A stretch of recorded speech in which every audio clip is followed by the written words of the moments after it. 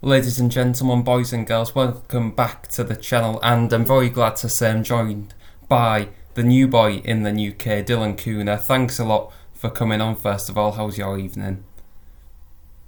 Lovely, thank you for having me. It's nice to be on. Yeah, thanks a lot. So, we're joined by Dylan Cuhna in the kind of episodes where it's a few short questions, getting to know people better. We've had jockeys, we've had commentators, and it's my first trainer on board, so I'm very glad to have you here. And kind of take me back to the early days of where did it all start for you, and where did the love affair with horse racing begin? So the love affair began really young. My dad bred racehorses and owned racehorses, so I grew up on a stud farm, and I started riding them from a young age, bareback on halt on head collars, not even with bridles. And then it naturally progressed as you start become a teenager. You start betting on horses. If you either like racing or you don't, I was one of those who was sick for it. I used to miss school to go racing, and then I came over to the UK and worked for Robert Armstrong, who was a really good trainer, and then Barry Hills, who was a really good trainer. And then I went back to South Africa and I worked for the champion trainer Justin Snaith for 4 years, and then started training on my own. So that's a quick overview of how it all came about. A lot in a very short space of time by the sound of things. And you was quite a young trainer for South Africa. You kind of took on the big guns at a young age. Kind of how much was that a step into the dark, and how much did you learn from that? Yes, I was probably too young, although you've got a lot more, you're a lot braver when you're young. That's a nice way of putting it. I started training at 25. At 28, I was the youngest trainer to win the biggest race in Johannesburg, the Summer Cup, alongside Mike de Kock. I think he was 29, I was 28, something like that. And yeah, it's a lot of pressure, but you're a lot braver, as I say. Um, I would say it's definitely more enjoyable as you get older. You understand how to take disappointments, and you understand how to enjoy success, and you keep it a bit more balanced. Whereas when you're young, it's a lot of pressure, and the disappointments are too disappointing, and the highs are too high. So it's not easy for a young man. Put it that way. Yeah. And being a Grade 1 winner out in South Africa, how did that feel at the time? It must have been some thrill. Yeah, it's lovely. I mean, a grade one is a grade one, whether you're in South Africa, England, America, China, wherever you're racing. You, at the time, in the country, you have to be the best horse and beat the best horses that are available for that race. So it means a lot, and it meant a lot at the time, and it still means a lot all these years later. Any race is hard to win. A maiden is hard to win. A low handicap is hard to win, but a grade one is even harder to win. So it meant a lot, and it can't wait to win another one, especially over here, hopefully one day. That's the ambition. Yeah, that'll be some achievement if and when it comes, I should say, of course. Now tell me, from training, you somehow became an airline pilot. For the outsider looking in, that seems like quite a change of careers. How did that come about? So I always try to keep my mind busy, and I was flying on this alongside training. I had a private pilot's license, and then I was training racehorses, doing flying on the side, and it built enough hours to become a commercial pilot and finish the exams.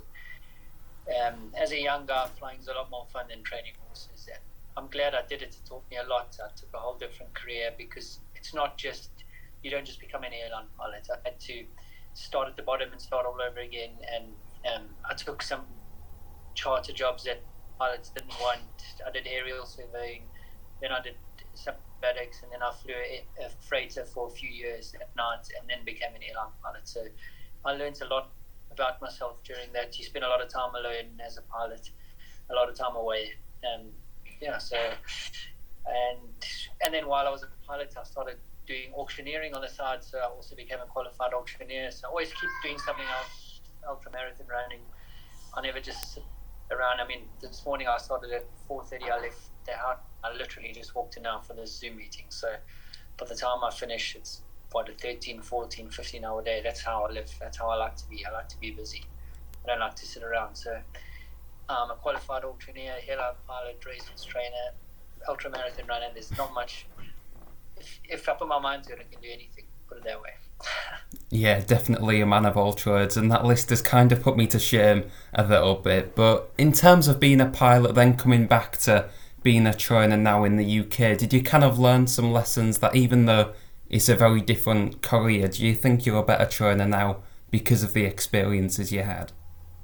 Without a doubt, the airline pilot stuff, the airline industry, it taught me a lot about discipline and procedures, and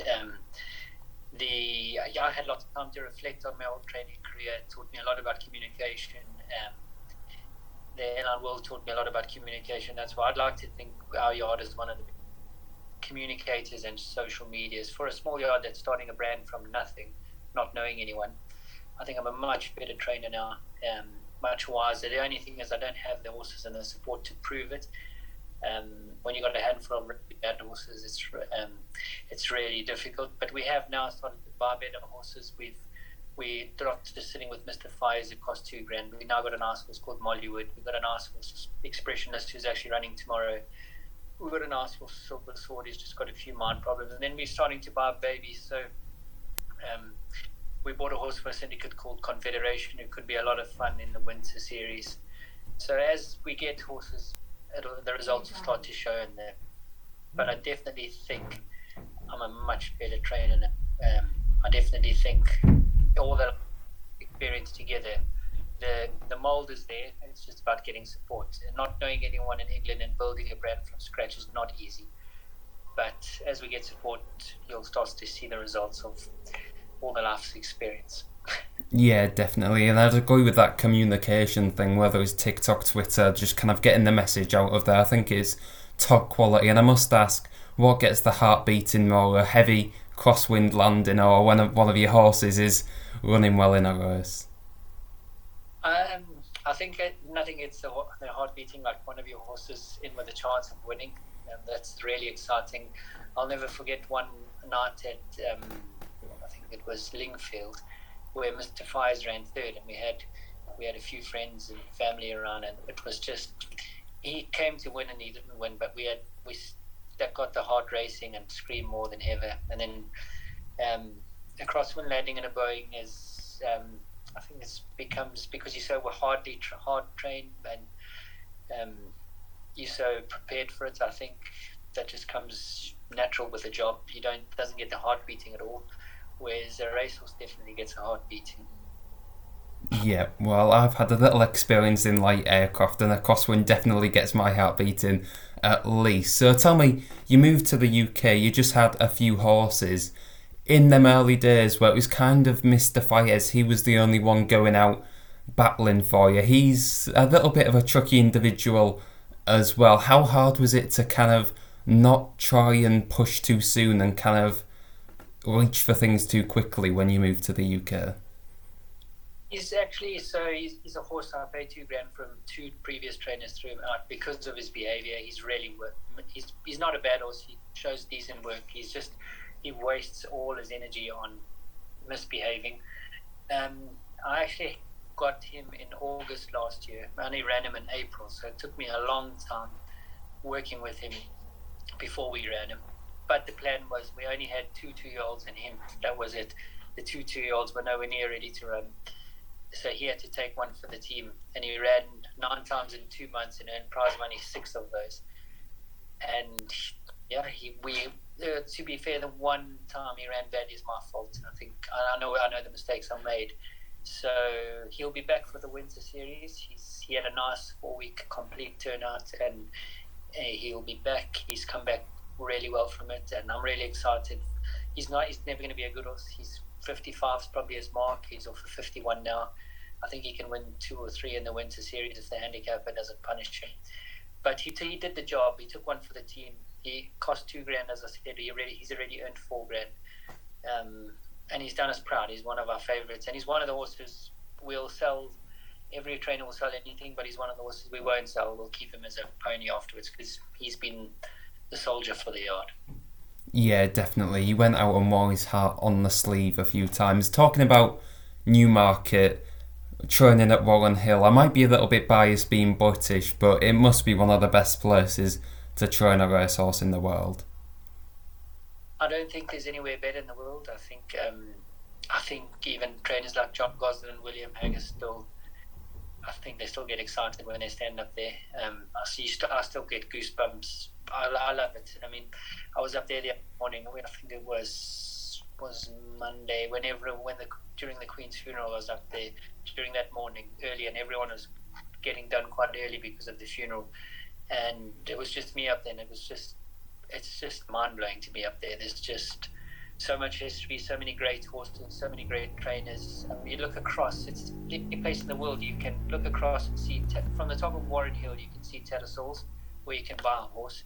You're standing where you can train it, and you can see the Rolling Mile Grandstand, so in one triangle, you can buy a horse, train it, and race it. I don't think there's anywhere in the world you can do that. Yeah, it's definitely a special place. And talk to me about your neighbours. You've got William Haggis, John Gosden. Have you been peeping your eyes over into their yard, see if you can pick up a few tips from them, or is it just kind of going with your own guns? It's going with my own guns, to be honest. Everyone does it there. Everyone's got their own touch of flavour. I learned quite a lot from Barry Hills and Robert Armstrong when I was here. Obviously, you never know it all. You're always looking to learn a little bit more. I got great neighbours. William Jarvis is my landlord. He's just across from me. He's really helpful. Ed Dunlop's across the road. Tom Glover and Martin Smith are behind me. And then Marco Botti and James Ferguson are just across. And then William Haggis just on the road. So we're surrounded by really good trainers. We've got, there's a lot. I mean, Newmarket is phenomenal. It's 51 miles of all-weather tracks, so there's a lot of options for you to do with horses. There's a lot of space. There's no excuses. If you can't train in Newmarket, unfortunately you can't train. The only thing is you need to get horses. That's the hard part. The big trainers are really big. The small trainers really struggle to muster up support from the bigger owners. It would be nice if the bigger owners spread their horses a bit wider, and then racing will be a bit more competitive. And that's the main thing. I think it's just about it's like a football team. If you don't buy the players, you're not going to stay in the Premier League. Simple as that.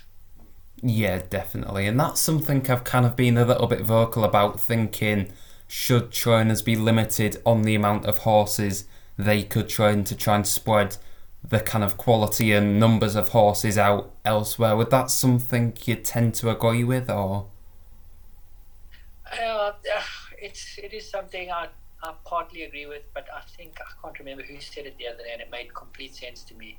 It could have even been a big trainer, or someone who was really big in racing, and he said instead of limiting people, the bigger owners could just be a bit more imaginative and spread their horses out a little bit more. That would just curb the problem. I mean, you understand why the big owners want to be with the big trainers, because they are the best. But there is nothing wrong with also spreading a few other horses out to other trainers, and it just makes racing more competitive, more fun. It's good for the game, I think. Yeah, definitely. And just talking through a quick view of your horses now, Expressionless ran a pretty nice race on Newmarket on debut. Goes tomorrow, steps up from 6 furlongs to a mile. What are you kind of expecting from this horse tomorrow? Whatever he does this year is a bonus. He's going to be a really nice horse next year. He wants a bit of cut in the ground, and the ground's gone a bit firm, unfortunately, but they have been watering a lot, so when we declared it was good to firm, and now it's good. I see it's gone, so they've watered a fair bit. I'll be very disappointed if he's not in the first 3, purely out of natural improvement. I think he could be a group horse next year. That'll go through the handicaps and eventually end up a group horse at the end of the year. So he's still a good year away from where he wants to be, but he's definitely improved from that first run. He's a nice horse, and I'm really hoping for a really good run tomorrow. He's one of the nicest, obviously, horses we've got. We only have 2 2-year-olds, so it'll be nice if he can win, and 50% of our 2-year-olds have won.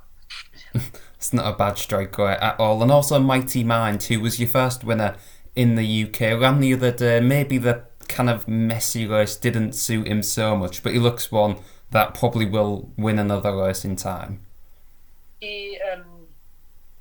I feel sorry for him because he's a funny horse. He won really well for us first time out, and he improved a little bit, I think, and he was really well for tomorrow. For yesterday. And unfortunately, he's a horse. He needs to jump out the stalls and be left alone. And he jumped out the stalls, and there wasn't really pace on, so that lit him up, and he was cutting throats with 5 horses for 3 or 4 furlongs. And straight away, I looked across to the owner and I said, "This is not going to run a place today. Gone."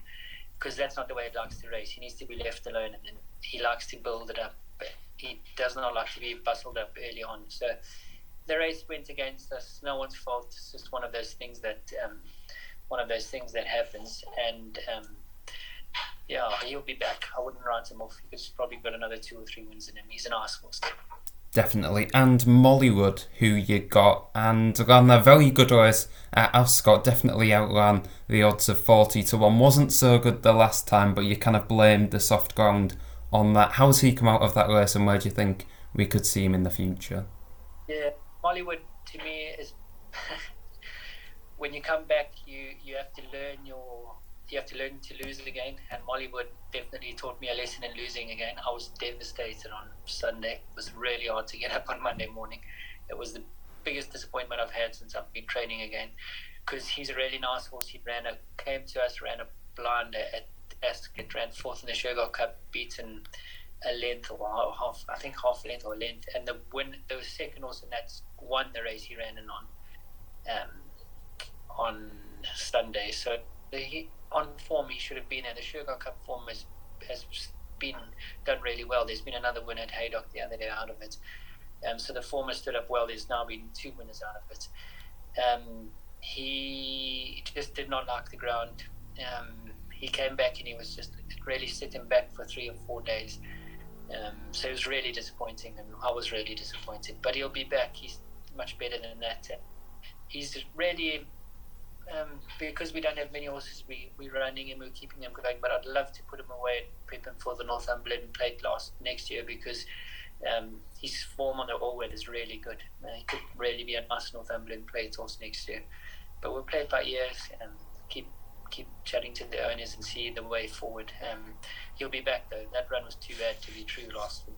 Yeah, definitely one to keep an eye on. And of any of your new recruits, how have they been settling in, and is the one that you've got your eye on as a potentially good above average horse?